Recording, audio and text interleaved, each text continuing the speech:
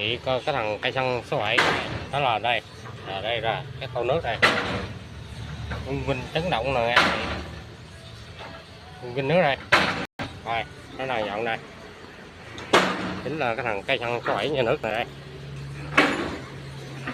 Rồi là không cho nó làm, nó bây giờ nó tiếp tục làm nữa anh vậy.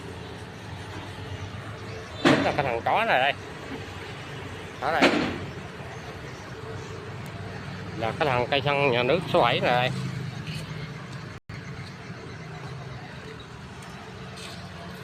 Đó đây của cái quyện cái sách tỉnh Sóc Trăng á, và thằng cây xăng số 7 nhà nước này.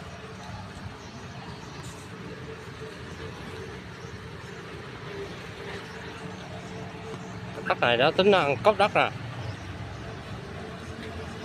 tính cốc đất á.